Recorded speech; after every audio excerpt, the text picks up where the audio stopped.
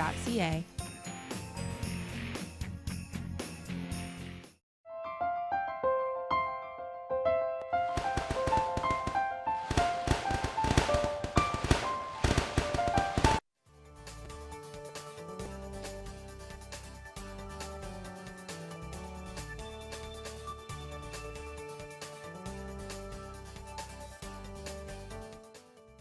Hi, I'm Terry Cooke. You're watching Hamilton's Vital Signs, and we're back. Today, I think, is going to be a special episode. November is Philanthropy Month in Canada, and for many people, philanthropy is inspired and nurtured by roots in faith. And our two guests today are two leaders of different faith communities, and I've met them in an interesting celebration that happens at the YMCA Annual Peace Medal, in which each of you have been called to both bring greetings and lead our community in prayer with a focus on bridge building and understanding. And it's both been a moving experience to watch that, but I think it's a powerful message to our community. So let me welcome both of you. Rabbi Daniel Green from Israel Synagogue in Hamilton, and Hosam Helal, Imam. You are the chaplain at Brock and the leader of the Islamic Society of North America. And I'm both honored to have you both here, and we've been having a great conversation before we go on camera, but I always like to start with some biographical stuff. And Rabbi, I'm going to start with you, because I actually knew your dad. And he was a remarkable faith leader and I would say activist, challenging often a young counselor in the West End that I was a long, long time ago. And I enjoyed our relationship very much, and it's been good to get to know you. But you're second generation Yes. leading your faith community. Talk to us a little bit about how you came to do the work that you're doing. Well, very much just in line in terms of what you're saying also, that I was born in not only the cradle of Hamilton, but also in the faith business here as well. And I learned from the best, and it became a love and a passion, and I made my way through New York for many years. I was in Israel as well, and I was based in Manhattan, but I guess Hamilton is at my heart. And this is where I came back to. And it's an honor to also perpetuate a legacy as well. So you have all the flavors of what makes something sweet. Wonderful. You're also second generation as a faith leader, not necessarily in the faith community you're now leading, but your dad both brought your family here and I think inspired some of the leadership that you now provide. Tell us a bit about that. Absolutely. So I was actually in U of T going towards medical school.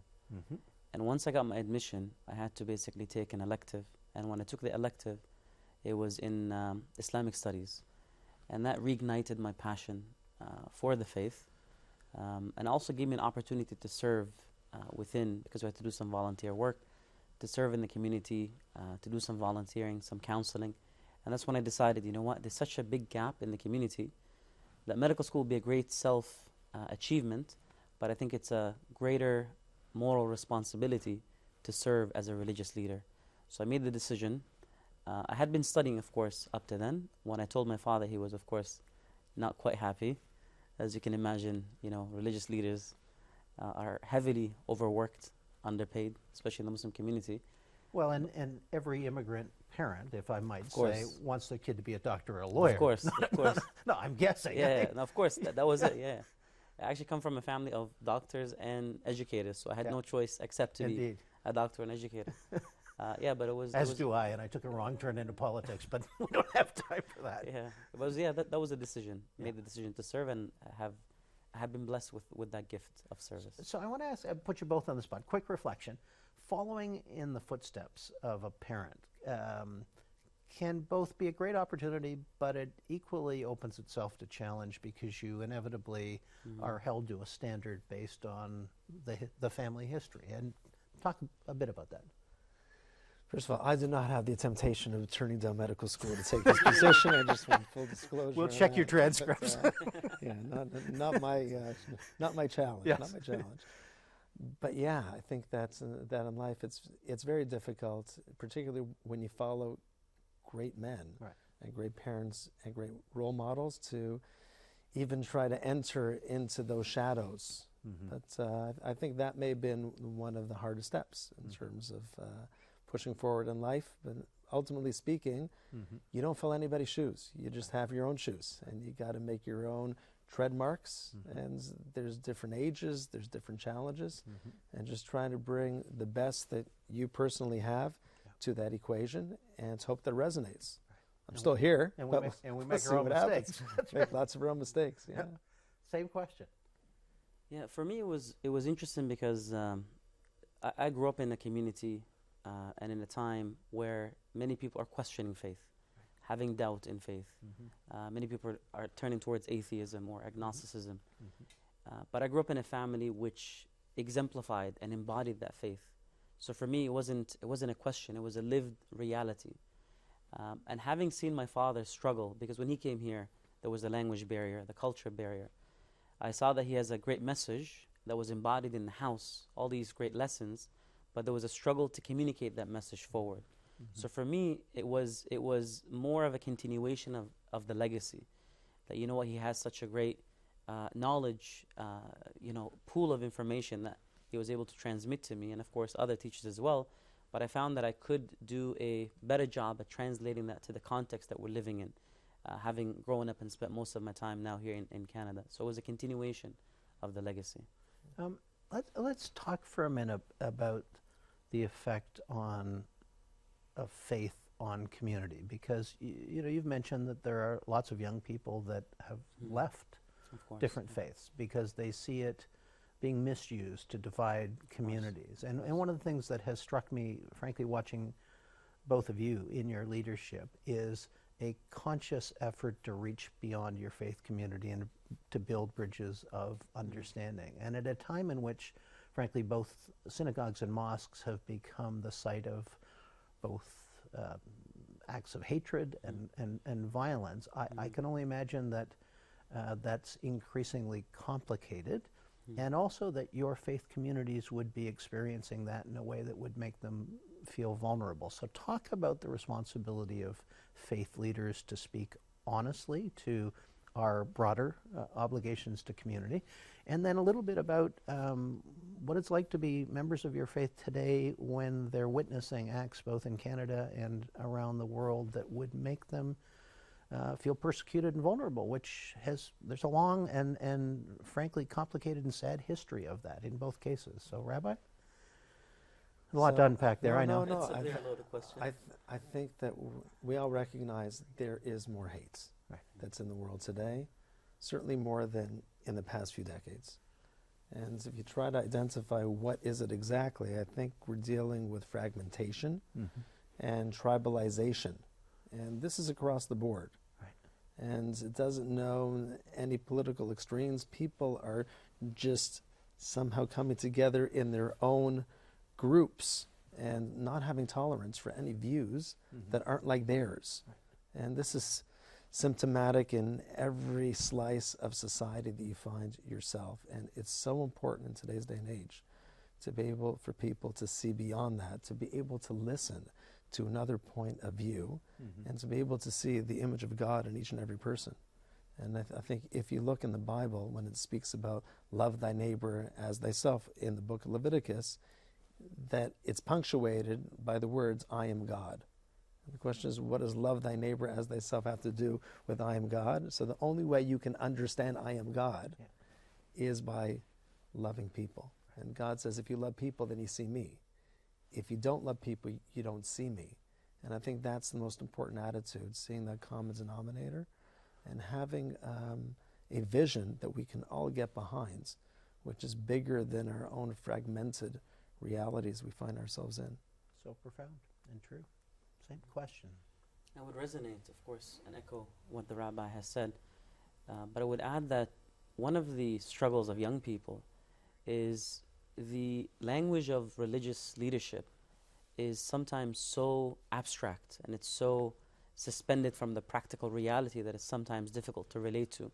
And I think this is where Islamic history has, something to add to the conversation, because most of the religious leaders that have, contributed to the discussion were not just doing religious leadership for a living. They were doing something else.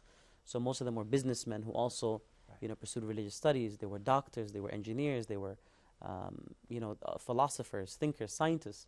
So, and that's what I'm trying to do in my own life, not get suspended from reality by just tunneling my entire focus on religious studies and religious leadership, but allow my religion to, hopefully, that's the intent, to, be spoken through the work that I do with the community. And I think that in itself has a much greater way of reaching, the public, reaching especially the young people.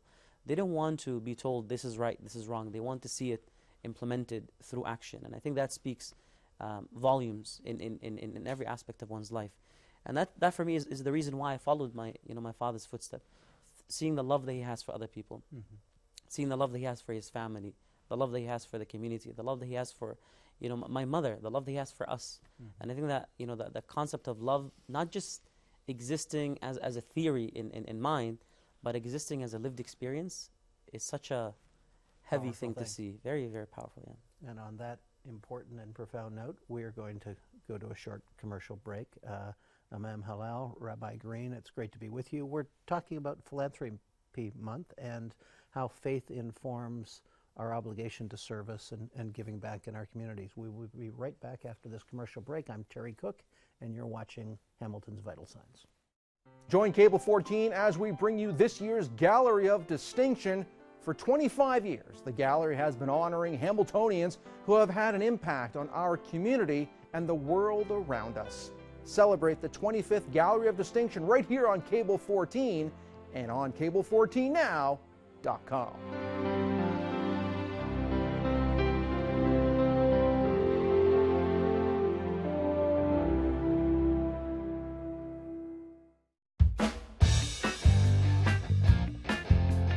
If you are ready to play, we are ready to pay.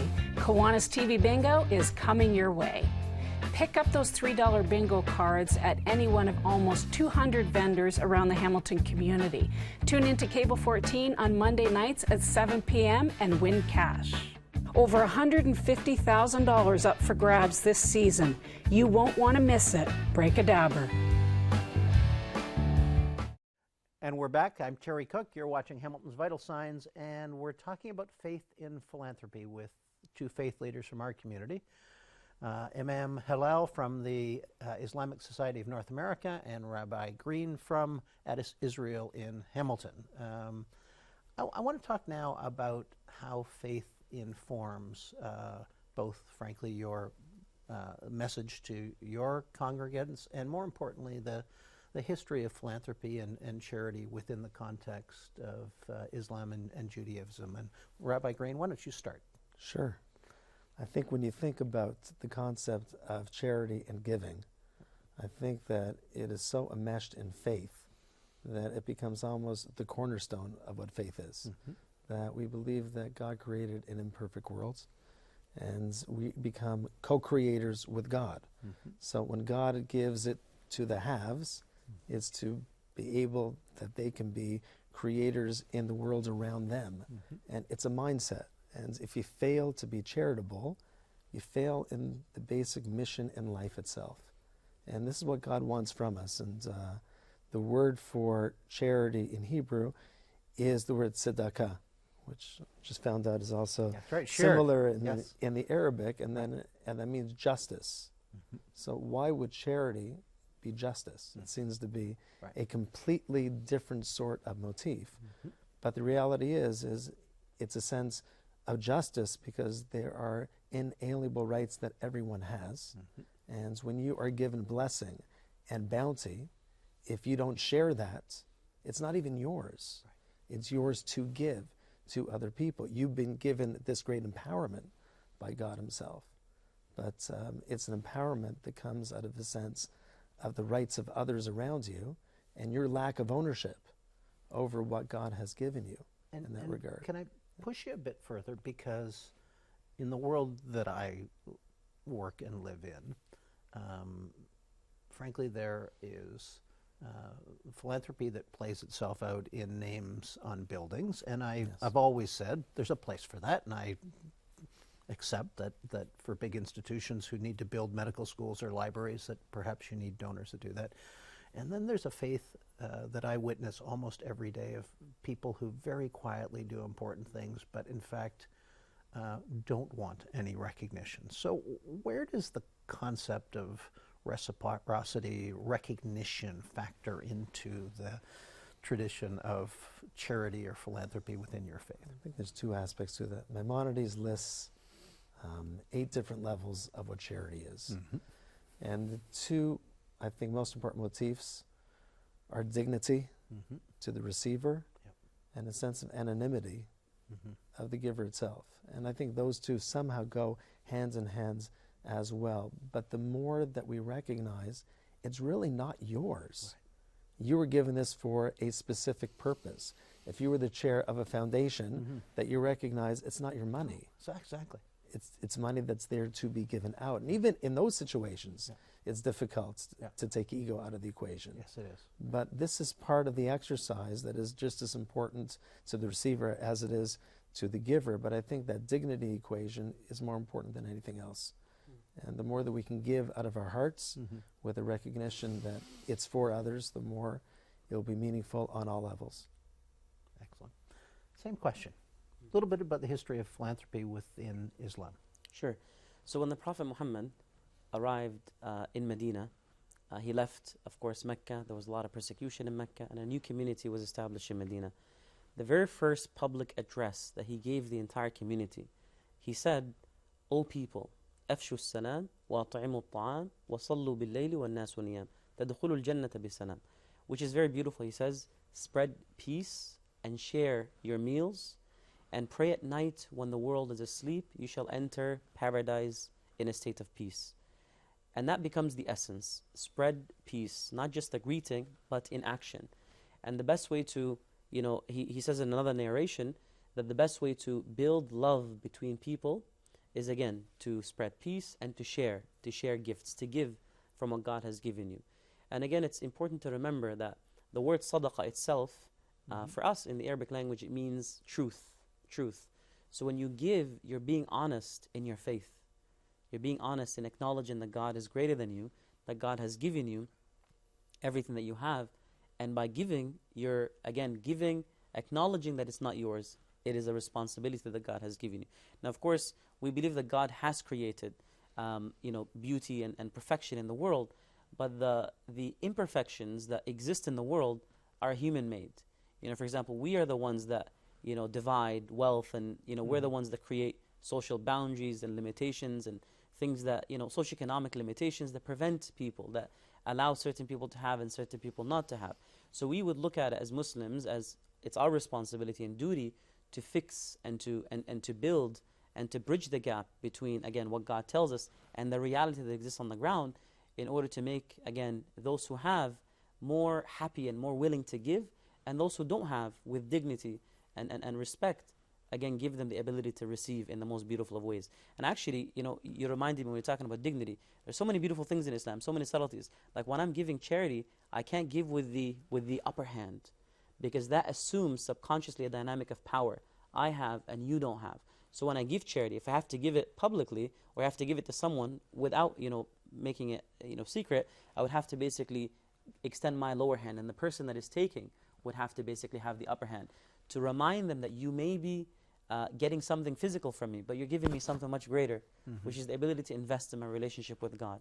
So that's the way that we look at it. And in terms of the second part of the question, balancing between encouraging others to give by being public and also being private to maintain the dignity of the person receiving, there's a beautiful verse in the Quran where God says, if you publicize charity with the intention of encouraging others, then great. But if you conceal it and have it, as a beautiful, genuine action that you did only for the sake of God, then that is even better. It's a higher virtue. Of course.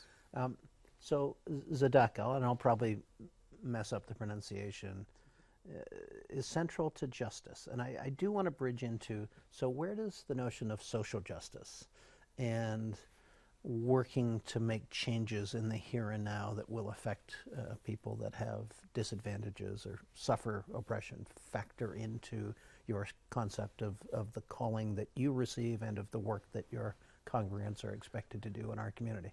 Yeah, so I think that it's certainly all part of the same parcel.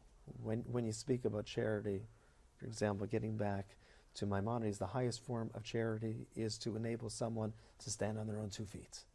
So rather than a handout, be able to teach them a vocation so that they can be a giver themselves. This is the highest level. So I think that we, strive to build a world not where we are the givers, but to try to enable other people to be giving in the same sort of way. And getting back to something that we spoke about earlier, just we need awareness. Right. And we have less and less awareness in the emerging generations as to the ability to feel empathy and the ability to even recognize what the needs are. We're looking at phones. Right.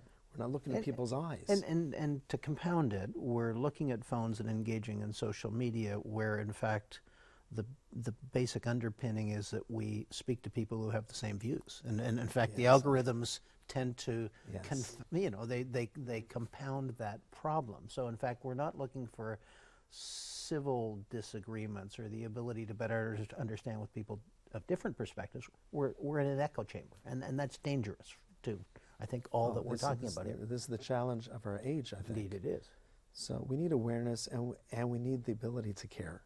And these are 2 skills that kids have to be actively taught. They do indeed. And it's interesting, that part of what we've been doing with our youth is that we've been teaching them to have appreciation for those that are giving and are on the front line. So we do meals for the first responders.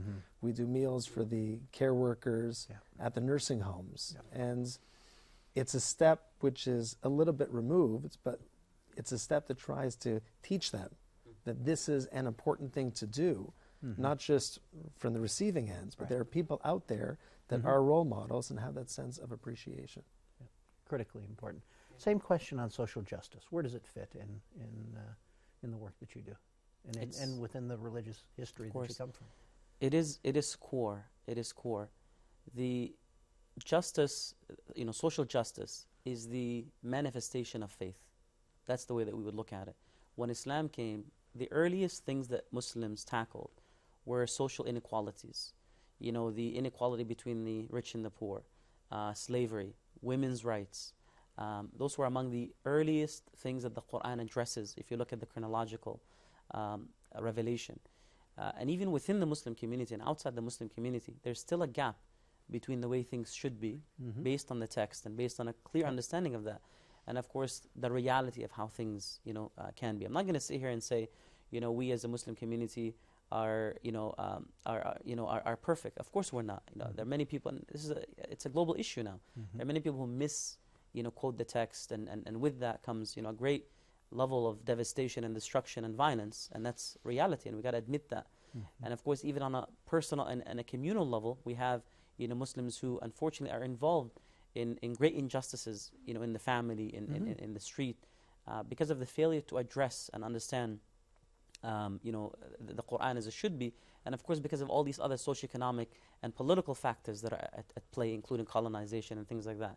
So for me, I see myself as having a personal duty to towards my own community in terms of education, in terms of getting my own community to basically understand through action and through, again, sermons and all of these, things that we have to do as Muslims, getting them to understand how much gap there exists between, the way things should be and the way that we are right now. That's one.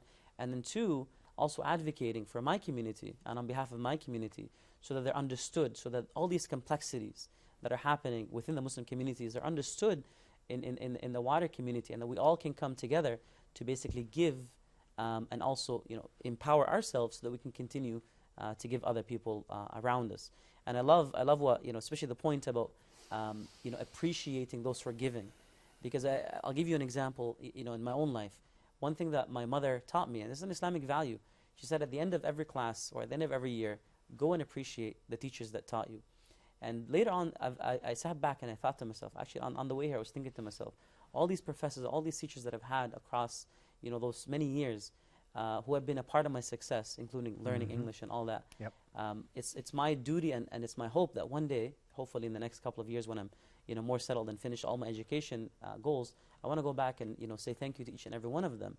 And if I can't, maybe some of them may not be alive by that time, at least donate on their behalf to basically or do something in their name to show that appreciation and that gratitude. And that is something that we can all do on a personal level. Absolutely. On a very simple individual level. And of course we scale from that.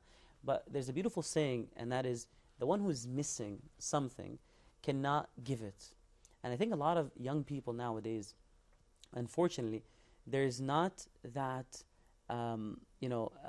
that experience of love and selflessness. And everyone is so closed, and everyone is kind of, just there's this negative cloud of, it's terrible. The world is such a terrible place to live in.